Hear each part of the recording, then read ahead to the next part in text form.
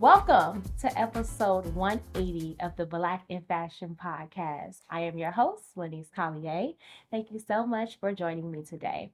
Of course, guys, I want to make sure you guys, I want to stress this more and more and more. You guys always ask me questions in my DM. You guys are always on the comments asking questions. Send your black notes. Send in your black notes. I want to know where your struggles are, what your challenges are. Send them to me and we will answer them on the show. You can do them anonymous or you can actually put who you are on there. So we are going to get into episode 180 and I have a very special guest with me today. I have Miss Dymecia Daniels over here with me. Dymecia does a lot, okay? And when I say a lot, I want to really say that she reminds me of a young version of myself. She ain't even 21 yet. A fashion student at FIT. She works at Aldo. She works for me right here at LC Apparel Consultant. And of course, she has her own brand where she makes prom dresses and evening dresses and special occasion. And she is from Dallas, Texas. So we're going to get to know a little bit about Dymecia, her motivations, how she juggles it all. So I want you to start with telling me a little bit about your background. I mean, I know you're from Dallas, but I want to know how the fashion bug bit you, like how you got started, when you learned how to sew, because you are self-taught, right? Yes, So I let's am. talk a little bit about that. Okay, so a little bit about me and my background. I first throughout my life, I've always been in a creative field, I would say. But I mostly played sports, and my dad would always make sure that I had the best everything on. He wanted to make sure, yeah. Okay. He wanted to make sure that I looked like my best. I gotta wear the tights, I gotta have the sleeve, I gotta have everything. But my grandma also sewed, so she taught me a little bit about the basics, and I was kind of trying to get into fashion design when she was alive, but she passed away when I was in sixth grade. And then from there, I just put my sewing machine to the side. But I picked it back up in 2020 when COVID happened, because I seen somebody in Dallas sewing masks, and I was like, oh, mama, somebody over here selling masks. I think I can do that. So from there, I was like, okay, let me start seeing if I could make these masks. And then I started making a mask, and I was making money. I was like, hold on now. let me, let me see.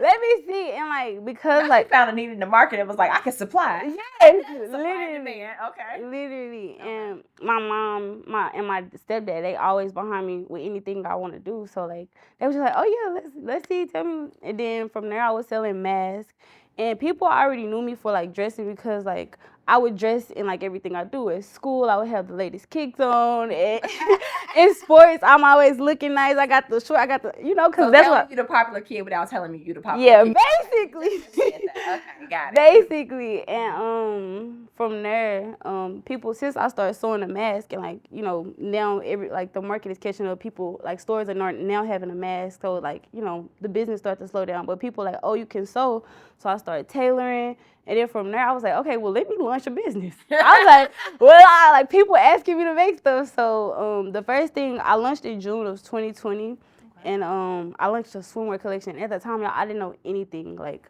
I was YouTubing everything, how to make a swimsuit. I have a video of me stressed, y'all, I don't know how to make a pattern, but this look like.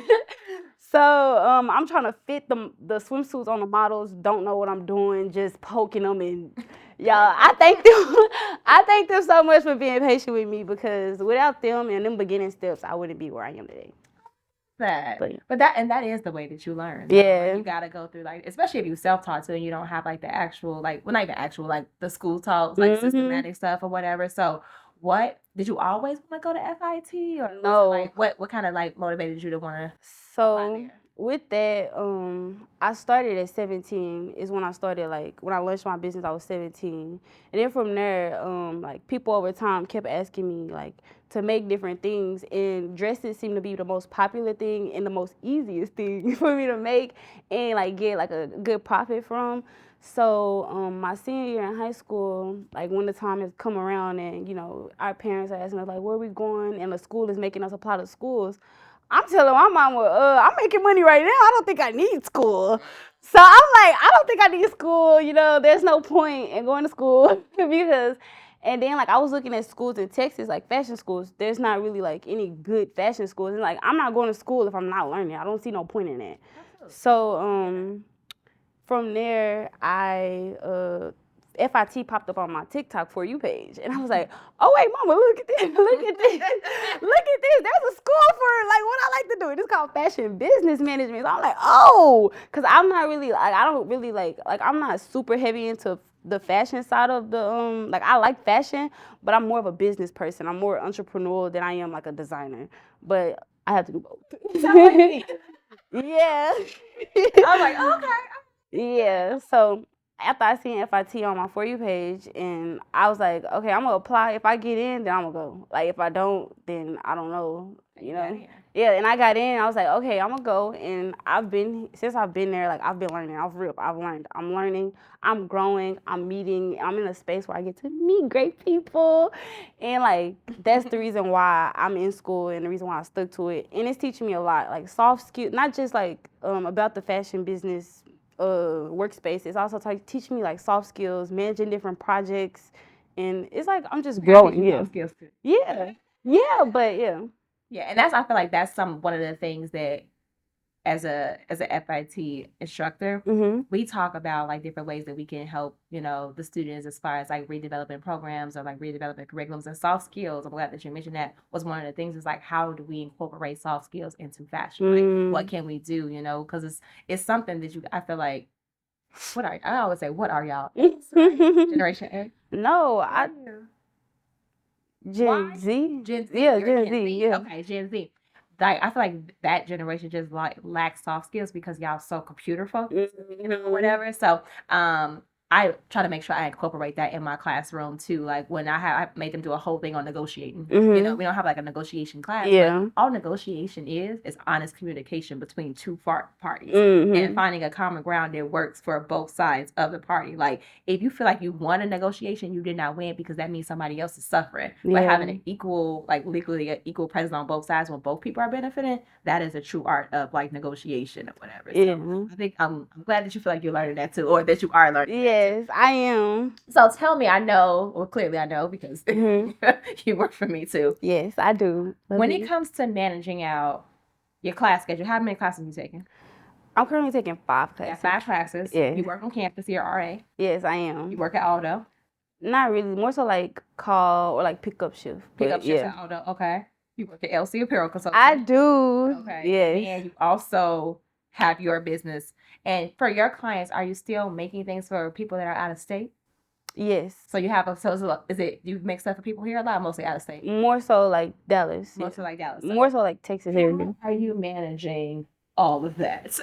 Okay. So as a student too, and you're not even 21 yet. You'll be 21 next week. Yes, I will. December 1st. Not a lot already. So clap. Tell me how you're managing this because I feel like your story, like your drive, and your work ethic can definitely motivate some young, some old, a little bit of everybody. Okay. Yeah. So talk about that. Okay. So first of all, I do want to say it's not easy, but it's worth it. And I really learned this like by watching you. Like I will say like working here as a personal assistant is not just like me learning. I get to watch her and how she gets up and just keep going despite whatever is going on. You have to keep going. So that's first tip right there. with however much workload you got, you just gotta keep going and pushing through and being strong. But another thing that Lanisa also taught me was my planner, which I do have here. She taught me to get a planner because I was doing stuff off the top of my brain. But since I had that planner, it kind of like let me see. So it let me see everything and like lay out the times that I do classes or like the days. So I do have days. So like Monday through Wednesday is more so like school for me. And then Thursday, Friday, Saturday, Sunday, I get to work. So that's kind of how I balance it out. And then also make sure you incorporate self-care because life is very crazy. But when you take care of yourself, it kind of equals out. Yeah, I love that. All right, so tell me a little bit about your design process. Like, do you make stuff and put it out and have people buy, or do you how do you promote the prom business? Okay.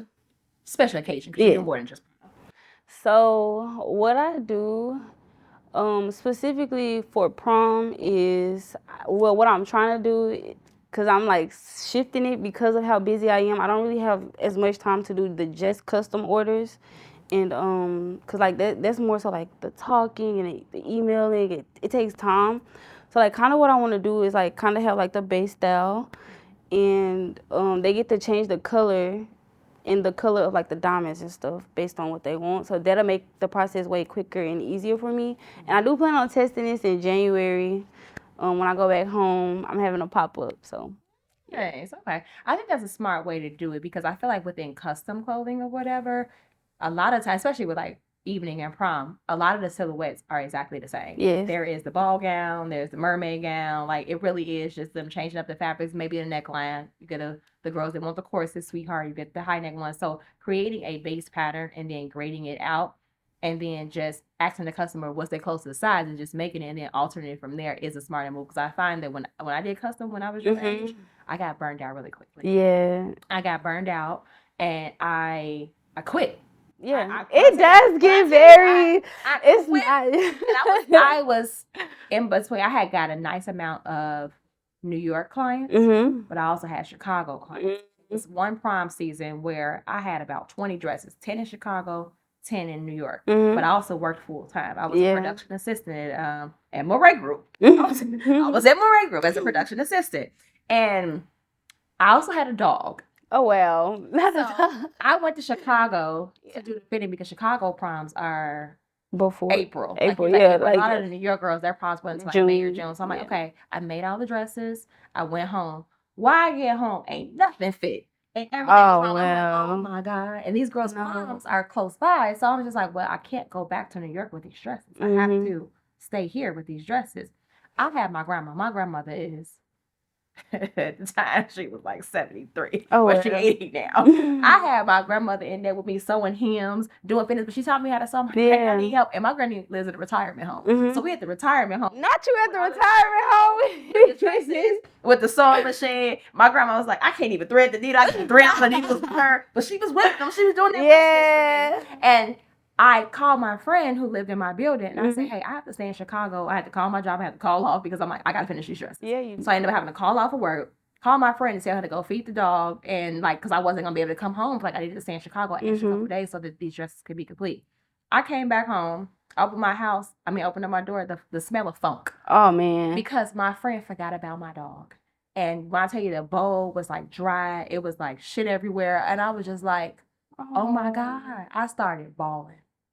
When I tell you the amount of tears that came down my face, I'm like, I'm not ever doing prom again. I trusted this fool with my dog. I missed work, and then when I came back, I had like 400 something emails, and I'm just like, it's just too much. And I think that because I bit off too much and what I could chew, I just quit. And at that point, I stopped making clothes for like a year. Yeah. Like I'm just like, I don't want to do it at all. So I don't want you to ever get to that point. You literally manage that. And I wasn't keeping no planner back then. Yeah. So planners does help. You are 10 steps ahead of the game with keeping that planner and staying organized with your stuff. So what do you feel like has been some of your challenges thus far? I would say my challenges in the beginning was time management. That was like my biggest challenge. And it wasn't like I wasn't getting it done, but more so like forcing myself to like, oh, I gotta finish it. Like that was very draining. And like you said, like it could be very like, I just like it can burn you out. Like my first prom season in New York, when I was here, I was like, man, I'm done making clothes. I was like, I'm done. I can't do this no more. I didn't sew none that whole summer. After prom season, like I did not sew nothing. Like I didn't sew a skirt, a dress. I didn't tailor nothing. I was like, can you know? I'm sorry, y'all. I'm just like out of it. But again, like that drive and just wanting to keep going and having this big vision and goal for myself is what keeps pushing me. That's what's up. Have you ever faced any challenges like where you've made things and then like people were upset about them like after the fact? Like, oh, well, this happened or this and then I used to tell clients at the beginning too, you make sure you take some etiquette classes and you make sure you learn how to walk in some heels. You're gonna blame me for you stepping on your dress that you wanted 6 feet long and then you rip it. Yeah. That happened before. And I was just like, well, maybe you should have had on flats then. Yeah. She's like, I stepped on my dress and I ripped a hole in it. That's my fault? Yeah. The shoe stepped on it and then you like, and then I want my money back. Well, I still made the dress. Yeah. You have to learn how to walk. And then I think another challenge is like being able to say no because they want it tighter, Yeah. tighter, Yeah. tighter, and then be mad at me if they pop out. Yeah, But then you can't walk. Yeah. back then I didn't have as much boundaries when it came like when I was doing prom. I was like, you want it tighter, you want it tighter. I wasn't thinking about functionality too. So it's like I did kind of blame myself because I should have just said no, you shouldn't have it tighter than this because then you cannot walk in it. So have you ever had those where you have to come back with like the clients about the fit, or are you offering up like, hey, I don't think this is a good idea? Like, have you ever had any of those challenges? I would say the biggest challenge that I do have would have to be like when the parents are there. Ooh. Yes, because mama is paying. Yeah. What she want. I didn't have the parents argue. Oh, go ahead. Go Yes. ahead. I'm like arguing with the mama, or like the mama concerned about me and my quality because I'm a little young. But it's like, man, I always redirect them like, hey, miss, like I don't understand that you don't know me, but your daughter clearly trusted me with this process. You can always go to my website. And because I am home based, and the area that I live in, a lot of people may think is unsafe. I had the same thing. Yes. So these are surroundings. They looking at you and you're young. They're like, I don't know about that. Yeah. I think any parent would be, that's kind of a normal reaction for sure. But it's like I'm young and the way you talking to me is a little crazy right now, and it's like, girl, like how you gonna come over here? I had to bring my husband because I ain't know what. I'm like, well, I don't know. I'm sorry. Well, you can always go look on my website. I'm very real. I'm not a scammer. My name is Dymecia. I go to the school down the street. I'm a really good person. You can ask about me. I don't really know what else to tell you, but I feel like those just like remaining very professional in those settings when people really try to go against your skills and question your ability. Gotcha. That was like in the beginning. That was my biggest problem. But I don't really have that problem anymore. That's good. So being at FIT, yes. What do you feel like has been like one of the best courses you've taken that you like, oh my God, that was probably my favorite class. I learned so much. I've been able to take that information and then apply it into my business. My favorite class would have to be small business. I think it's small business retail, or like just small business something. I don't really know. It's an FBM class, and it's an elective. And I took that class, and I was like, Mama, I don't know what I'm doing. Like, I took that class, and I had a realization, like, ooh, I thought I had it figured out, but no, I don't. So, that would have to be my favorite class because it really show you the financial aspect, the skills you need, the work that you have to put in before. You remember how you talk about breaking even? The investment that you make before you break even. So, yeah, that class really opened my eyes to like, that's why I'm glad I went to college. Like, just like classes like that really, I'd be like, wow. And you actually thought, you was like, I don't need to go to college. Yeah, I was like, I don't need no school. And I realized how much school and education you need because you got to be a student of the business. Student of school. Like, you got to be a student of the business because learning never stops. So I'm glad that FIT came up on the For You section. Yes. I am too. Don't mind. Yes. That's good. I really do like that I came there. And also I took it's fashion business marketing. Okay. And that class was really good for me too, just because social media is very huge in the any business workspace. It really helps you grow and get like a different outreach. So yeah, that class really helped as well. Gotcha. So tell me a little bit about your favorite project thus far that you've worked on, when you was just like amazed at yourself and like your body of work, like, oh. School or like business that you're very proud of. It could be school or it could be in your business. Something you're like, I did that. Oh, this is a good question. I do so much. Everything sometimes can become very blurry. But I would have to say the one thing that I've made that I've really been like, wow.